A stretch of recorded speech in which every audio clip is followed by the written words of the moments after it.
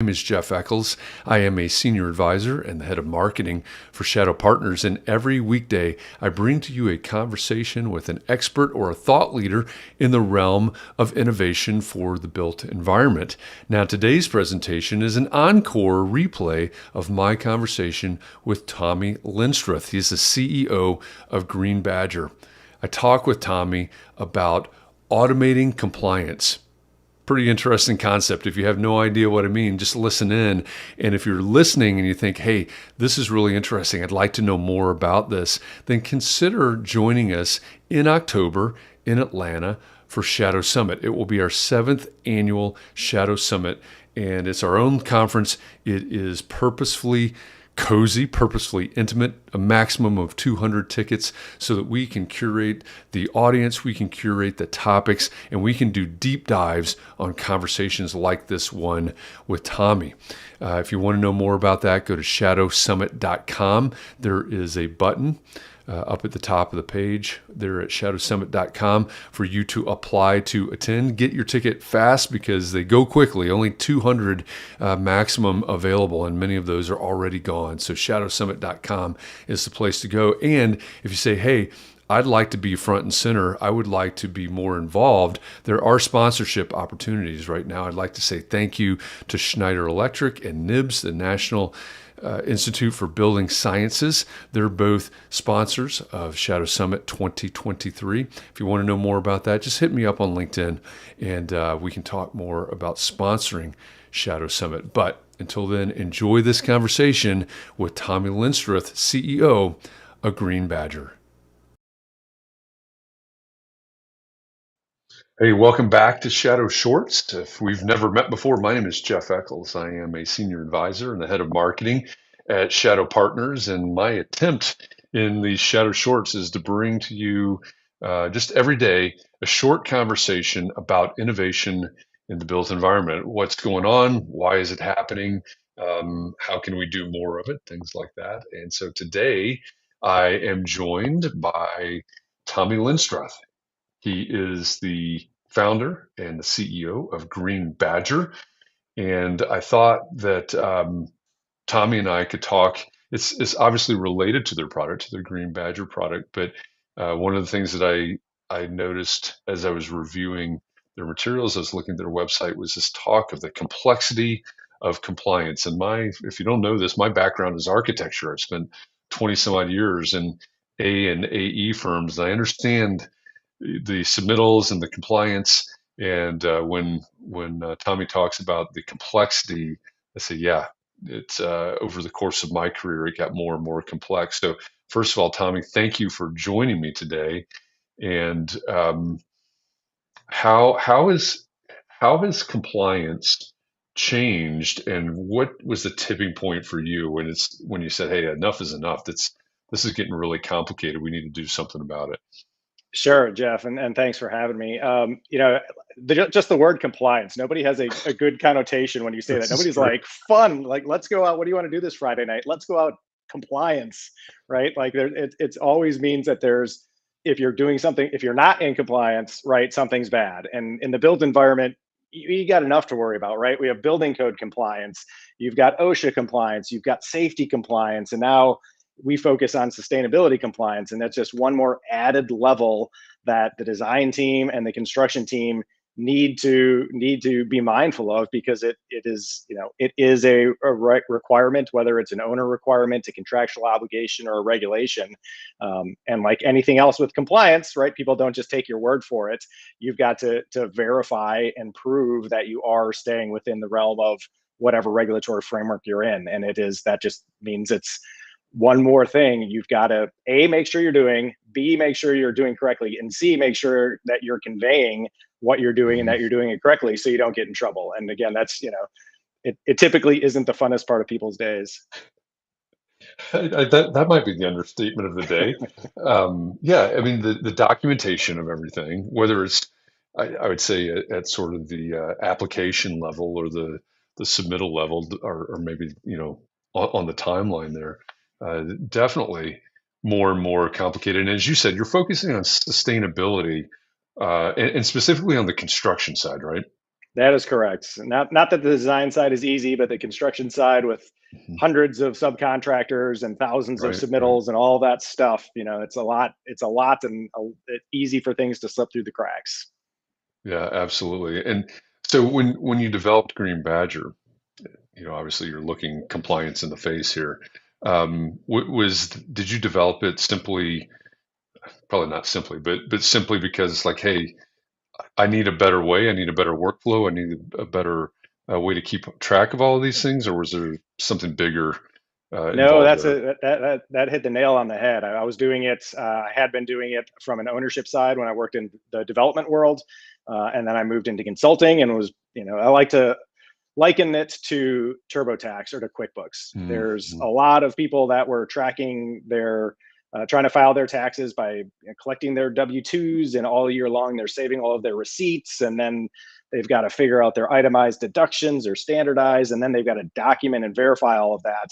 And they used to do that by hand and write Mm-hmm. it down on your 1040, and mail it off to the IRS and hope you didn't screw up and come back and get audited. And with sustainability, it was the same way. We were tracking all these things in spreadsheets. We had binders full of site inspection reports, and it was like, my goodness, you track these things over the course of 2 or 3 years. And then I had 15 projects going on, and it was like, this is just insanity that I'm doing this in such a manual, time consuming way where it's so easy for me to make a mistake. And if you're collaborating on a spreadsheet, this was before Google Sheets where you could actually collaborate on something, right? So it's like, well, who changed it? What changed? There's no transparency into it. And so it was like, my goodness, for the complexity that's involved, there's got to be a better way. And there was not one. So instead, we pivoted from consulting and said, look, if I can, this would be great for my 15 projects, but if we did this right, we could help 15,000 projects and really use technology to help everybody overcome this manual,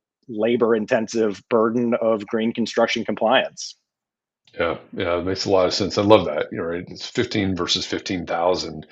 That really kind of shines a spotlight on what you're accomplishing now. So what's the process of that? How did you develop the solution, and what is the solution, I guess?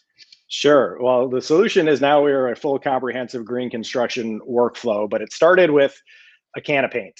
And I would go to job sites when I was consulting and walk the site and literally pick up a can of paint and see, is it compliant? Is it, or is it got too much toxic stuff? And I was like, for the love of God, if the GCs could just literally scan the barcode and it would tell them if it's compliant or not, that would save me a trip to the job site at least, or when I was there, not running into any surprises. And so we built just a really basic prototype that built a database of products with their green attribute for paints and sealants and things like that. And it's like, okay, I can go to the site and I can verify this. Pretty cool. I was like, all right, what else is actually involved now? What else am I harping on these guys? Okay, product submittals. Would it be beneficial if I could see that submittal on my phone?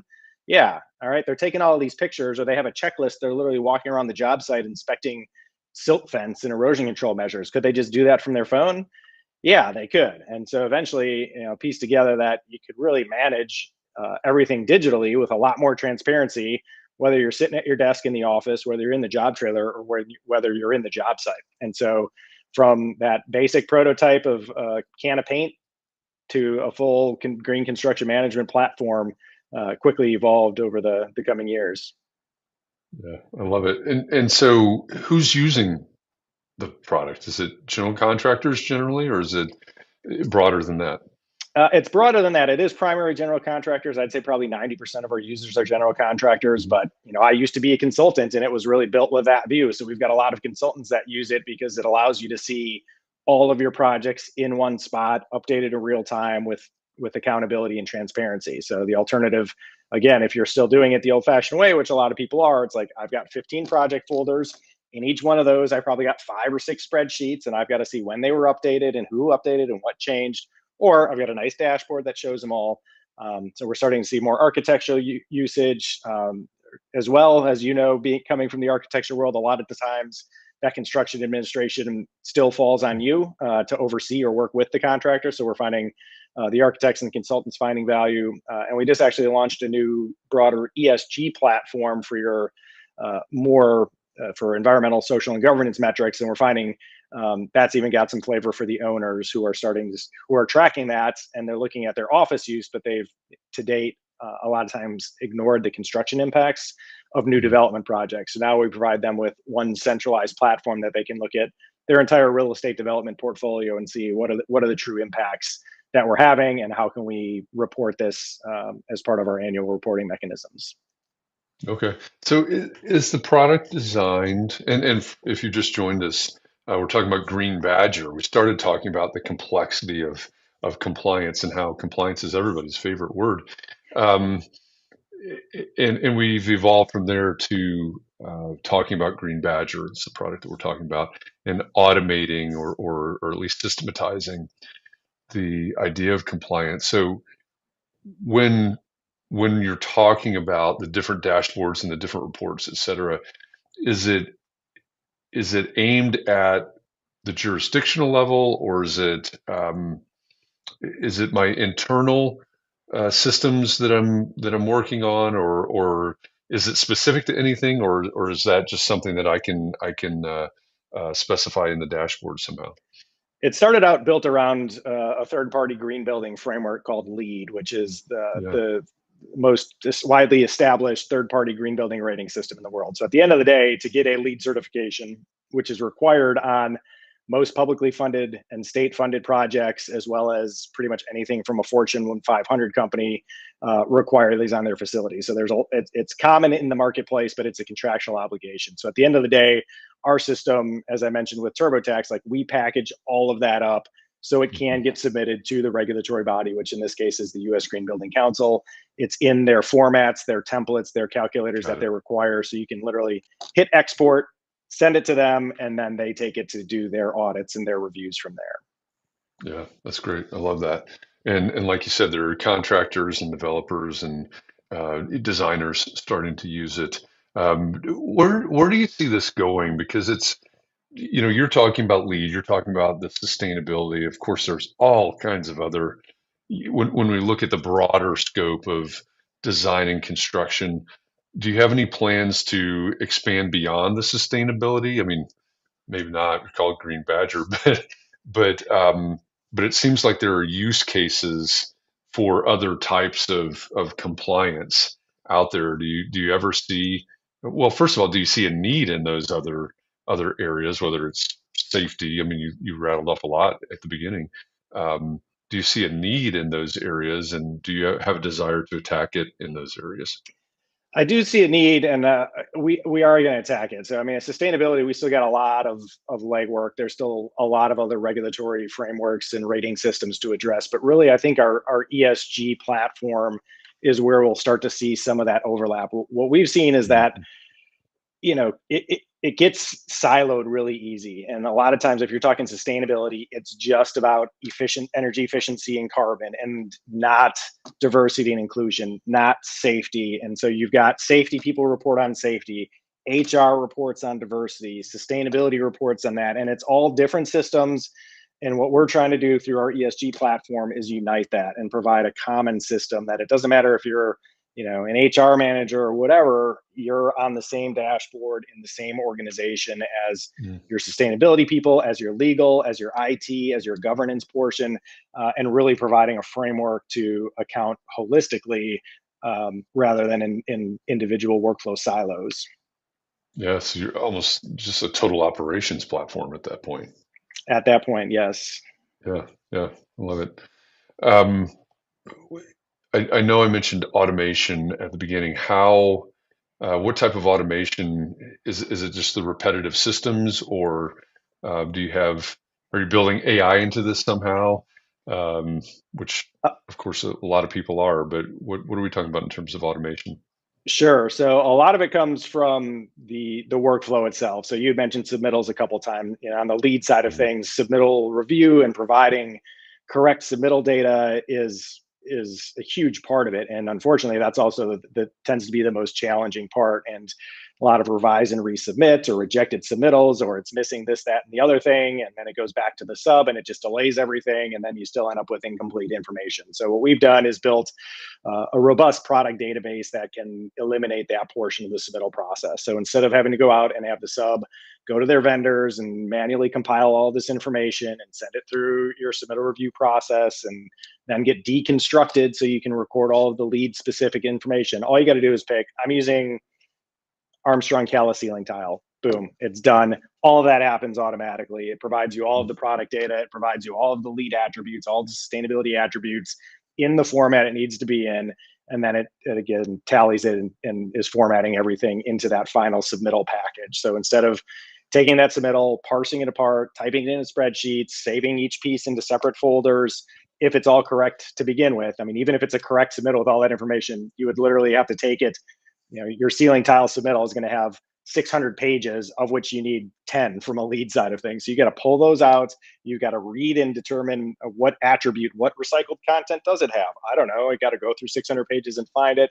I've got to type it in a spreadsheet. I've got to save all that information so that at the end of the day I can submit it. So we eliminate that. So that's our biggest automation, is just instantaneous product verification and validation, and then really just automating that your submission to the U.S. Green Building Council, because it puts it into all of the forms and templates you need it to go into. Yeah, that sounds incredibly useful to me.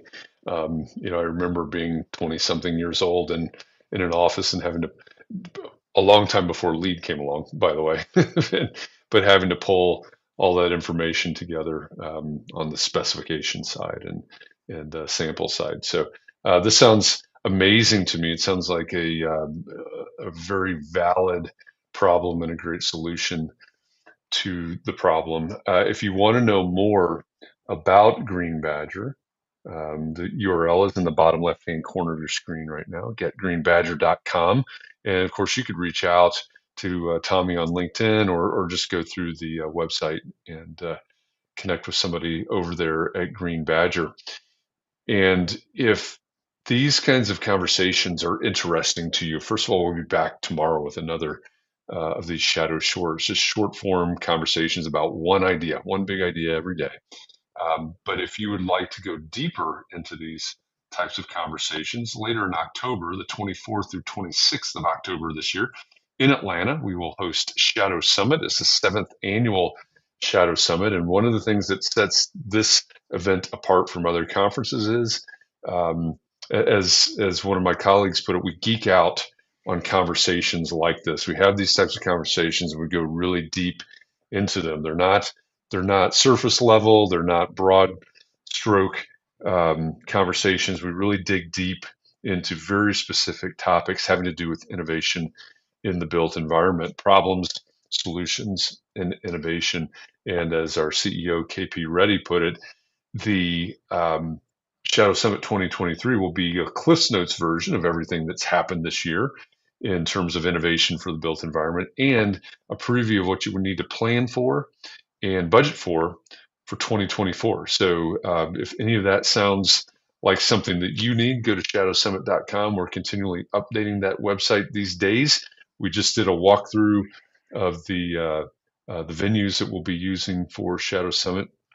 We did that yesterday. If you joined me yesterday, I was live from one of those venues on the Georgia Tech campus there in Atlanta. So shadowsummit.com is where you can find more about that. But in the meantime, go to getgreenbadger.com, find out more about Green Badger, use it for your team. Tommy, thank you for this conversation. Appreciate it, and appreciate you joining me. A mobile edition for you from where you are. Appreciate the conversation today. Thanks for the time. I appreciate it. Absolutely. Glad to have you here. And thanks to everybody out there. We'll be back again tomorrow with another Shadow Short where we'll talk about another topic regarding innovation for the built environment.